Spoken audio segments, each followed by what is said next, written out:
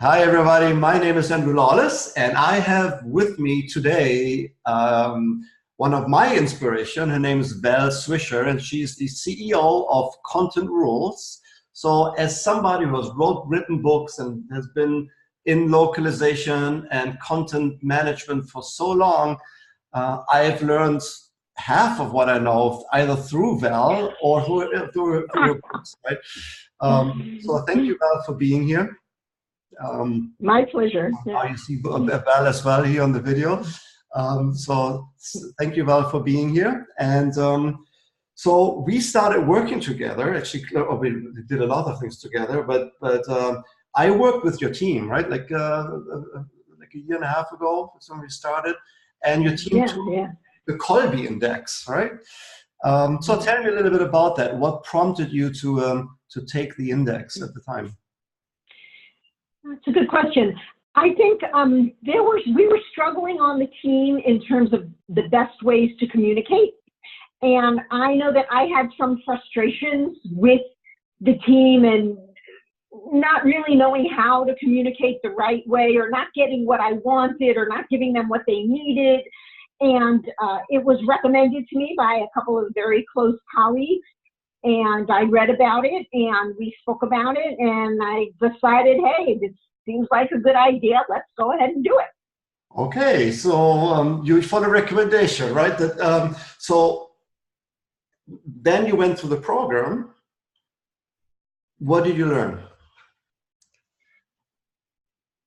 I learned in the program, I think what interested me most was the categories of how different people think and communicate, and the fact that it really seemed to be like an independent measure. It's hard for me to explain that, but the measurements made sense to me. I was really curious about it. I think we might have done mine before we did everybody's, and I thought, oh wow, that's really interesting. It really explains a lot about me. Let's see. Surely everyone else is exactly like me, right? Wrong.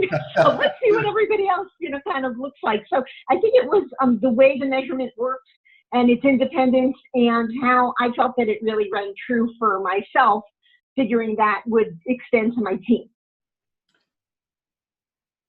Awesome. So I know that I was very nervous. Remember when I came to you, and I was very nervous because all about content, right?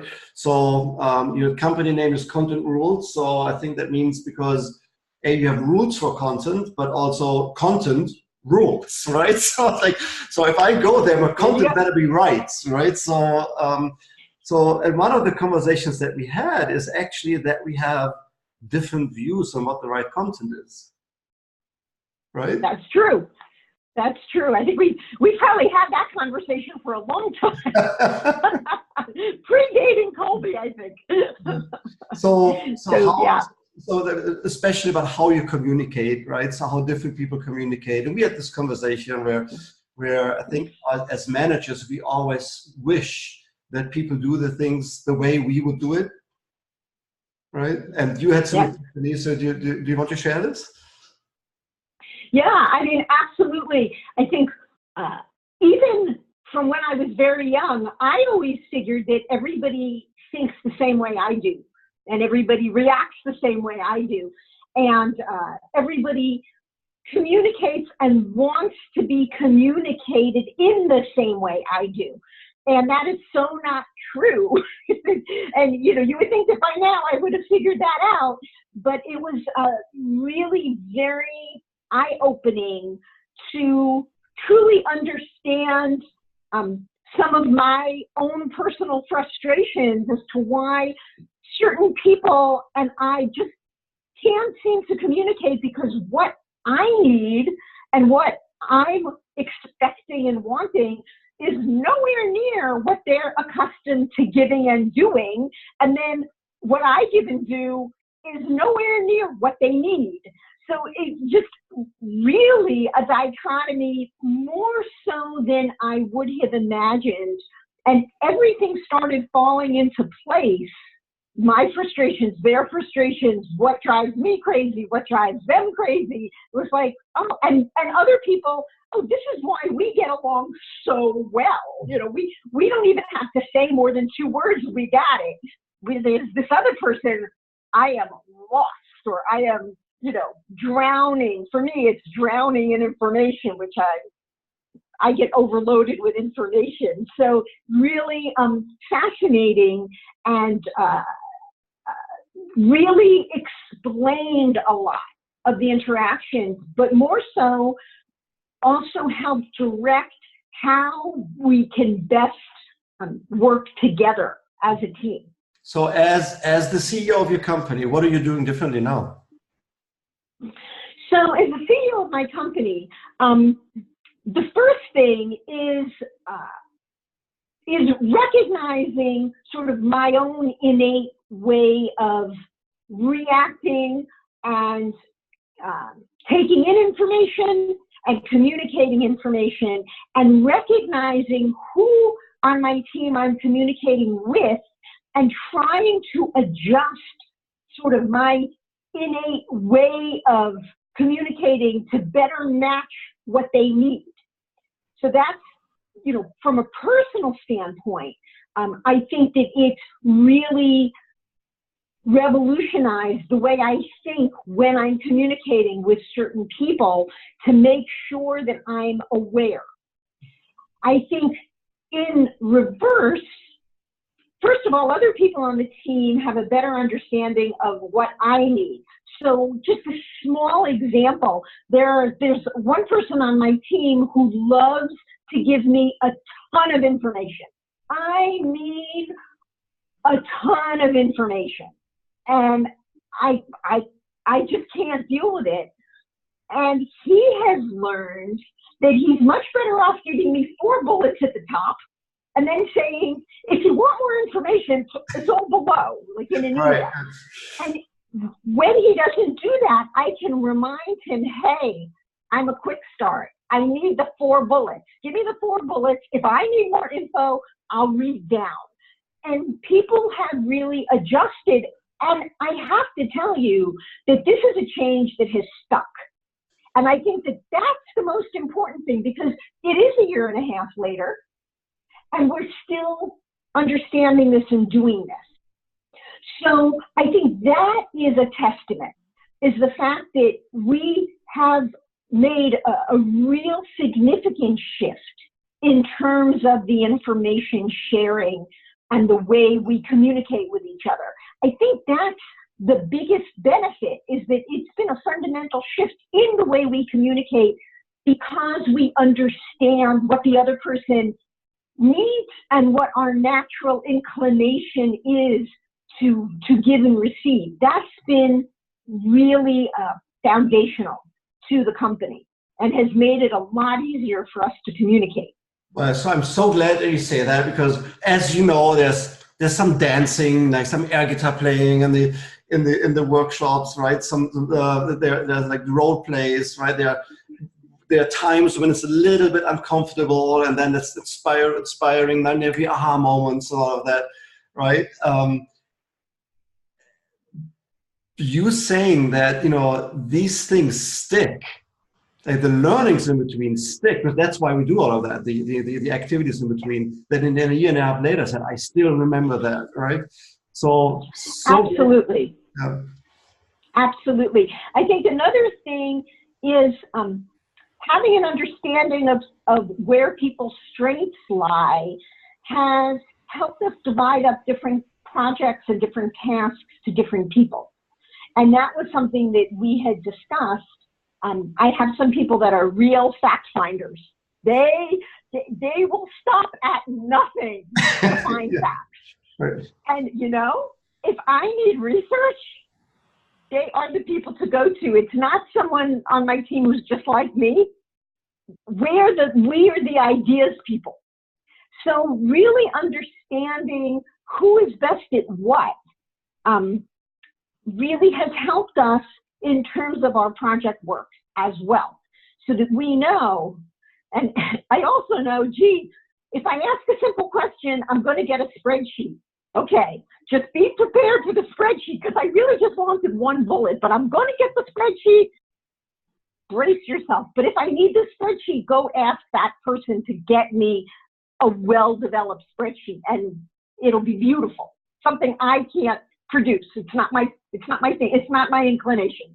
Right. So that's the second way. That's why you have a wonderful, very capable assistant, right? Who does all of that for you, right? I mean, the whole company would just fall apart without her. Thank goodness I have her. But, we also identified a hole of certain skills in the organization. And that's a hole I still have not been able to fill, but I am painfully aware of it. I think we try to make up for it in different ways, but that was an important finding as well. The team looks like this, and oh my goodness, you've got strengths here and strengths here, and you got nobody doing this part now. What are you going to do about that? Yeah. So it's something that I'm aware of, that I'm still trying to figure out. We're not perfect by any means. So no, we aren't, right? But that's the point, right? So we are perfect. What's not perfect is how we're using our strength. And we talked about language a lot, right? So you can say, like to your point, your assistant is very organized, right? And you suck at it, right? Or you can say you're just very good at shortcutting. Same thing, right? But does it feel better than a shortcutter? It does, right? Absolutely. Even in some of our customer projects now, knowing where my strengths are and other people's strengths are, we've actually divvied out some of the project work in a different way. I am really good at the vision. I'm really good at that. I am not so good at the patience of sorting through all the details of how did we get to this mess. In terms of actually doing the writing of that, I can do it, but I'm not as good at it as one of my more detailed people. Right. But I can take that information in and produce the vision, and those folks are much better at sorting through those details. And I think the important part from a corporate perspective is to have those different skills and to apply them appropriately, because no one person can be everything. And applying people's strengths to the right part of communication, project work, dealing with customers, dealing with employees, I think is really the goal. It's not to make one person the end all be all of all the skills, because that's not possible.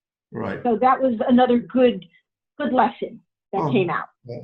So and I want to go back to the language part of it, right? So because I know that you're in 2 weeks from now at the technical documentation roundup, you're going to speak. You have 2 presentations. One stood out for me, which is where you address the importance of language in people's ability to connect with each other. So in the Kolbe, for example, when we talked about when we implement changes and new projects, they're always the people that we call change resistant, right? If you call them change resistant, this is already negative. You already don't believe that that person can perform. You could say, like what we've learned from Kathy Kolbe, right? They are just good at stabilizing a situation, right? And then suddenly now I think, how can I use that person to stabilize my operations while I'm going through change? So tell me a little bit about how you took that concept further in your presentation at the technical documentation roundup. Have you seen my presentation? Because I can't believe that you started with the exact place I'm starting. It's exactly where I'm starting. Labels can be very dangerous, and I'm going to start actually with dog training, because it's a little easier to manage, where sometimes we like to label a dog stubborn. And if we label that dog stubborn, we're going to see everything that dog does through those stubborn glasses. Shame is true with resistant to change. If I see someone as resistant to change, then I've got my resistant to change glasses on, and everything that person does is interpreted through those glasses. And not only that, but labels often tend to be negative. And that has an effect on that other person's ability to change. You know, when you label someone and you see them that way and you treat them that way, even if you never say the label, you're causing the behavior that you're looking for. It's really a self-fulfilling prophecy. Absolutely. So like one of the exercises that I always do in my workshops now, right? It's like you know, stand like, if you're a woman, stand like Wonder Woman, right? And if you're Superman, stand like Superman, and like all of that, and try to be impressed. You can't, right? If you for that moment believe that you're Wonder Woman or Superman, you can. The opposite is also true. If you always believe that you're not good enough, that you're going to fail, you know, you will. Absolutely. So I'm so glad that you're giving that presentation. So tell me, who should be attending your presentation? Wow, you know, it's interesting. I have a background in psychology. That's my background, even though I run a company that's content, although I use psychology every day, everything I've learned. So it's unusual for me to be talking about something that's not content related. And I'm so excited about it, to really be able to talk about let me ask people. Let me ask you a quick question here. Is it true, like my theory is always, has been, and I'm changing it right now, and you've been part of that change, but it's like people become translators and technical technical writers because they can be intimate with the document and not with people.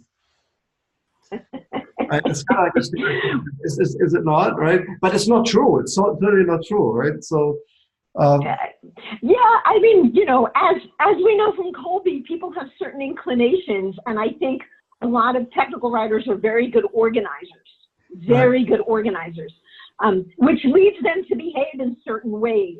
But we really need to be careful of the labels. We really do. So I think anyone who's interested in talking more or hearing more about how do we make our workspace more inclusive? What can we do?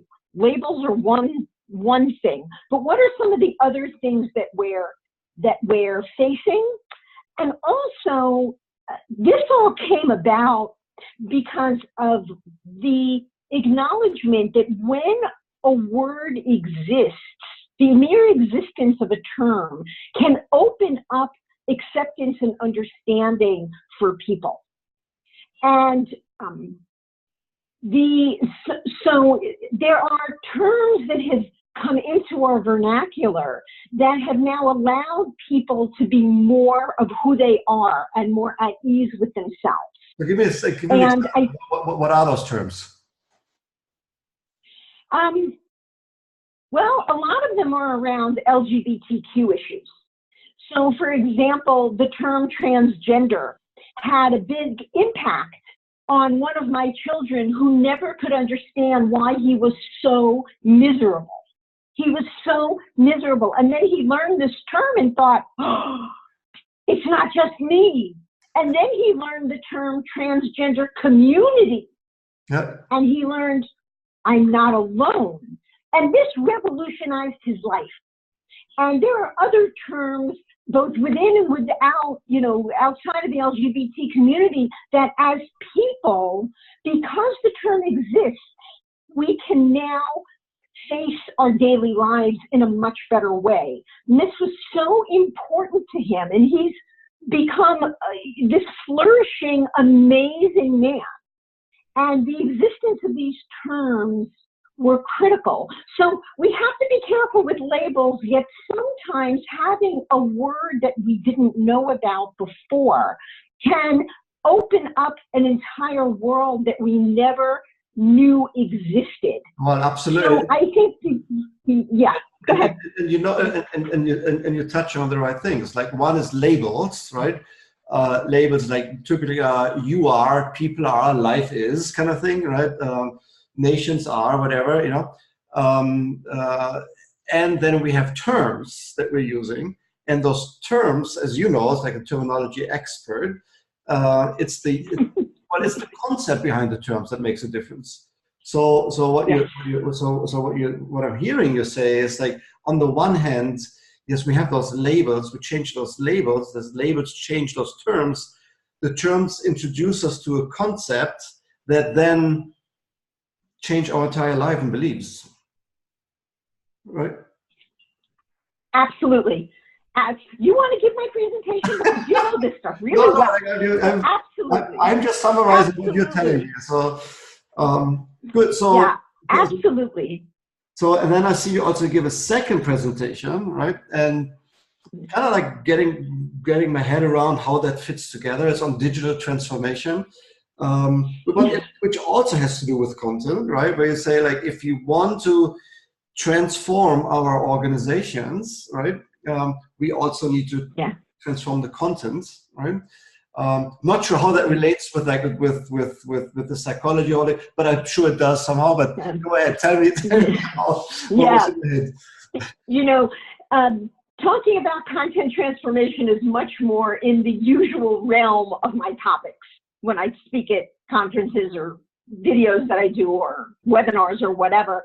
And I'd like to find the tie between those two. I think that's I think there is a tie. I have to think on that. And I'm quick starting in my brain here. I have to think on that.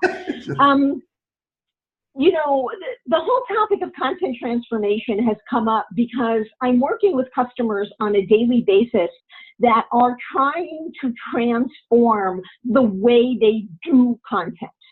Everything from the way they create it, to the way they manage it, to the way they publish it, the way they end of life it, the whole content life cycle.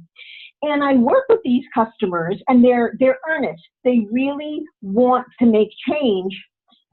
And they often forget that they actually have to transform the content itself. It's like we talk all the way around digital transformation, and we're going to do it this way, we're going to do it that way, look at all the great things we're going to come out with. And then at the end of the day, we sit down and write the same lousy content in the same lousy way, and we do nothing to transform it. So transforming the content itself is fundamental to making any of the changes that all this great technology promises us. The greatest technology, you can throw millions and millions of dollars at the technology, right. But if you don't fundamentally transform the content itself, you just have really crappy content in this new, beautiful, very expensive technology. You haven't really done anything. So that's what that topic is about. So who makes the technology work then? So, I'm sorry, say again, who? Who makes the technology work? Who makes the technology work? Well, so what I'm seeing is that the very people who could be transforming everything are focusing more on the bright, shiny objects of technology than on the nuts and bolts of the words that they're using and how they're using them, which there's a tie back there to the... Exactly. To the We're getting there. There's a tie there. We're getting there. But I think a lot of times people don't realize the problem until it's like the project is all done and they're looking at the results, and the results are not really any different than what they used to have, except that it's a lot harder now. They've made their lives a lot harder because they changed up everything that they're doing and the way they're doing it, except the fundamental way that they're using words and putting those words together, and, you know, the basics. So I think that it's the very same people that need to consider the starting point, which is the content in everything that they're doing, in order to really come out with those magic things that all this technology can do for us. So I see it every day. Yeah. So how does Content Rules help? Well, we've recently introduced a new service called Content Transformation. And we can help with content transformation in a variety of ways. at the easiest for the customer, we can basically take the content and work on that content and transform it so that it can achieve the results the customer is looking for it to achieve. That's really a turnkey, hands-off approach. But we also work with a lot of customers on training and teaching the content creators the new way to conceptualize the content. It's not that I want to teach you how to write. You already know how to write.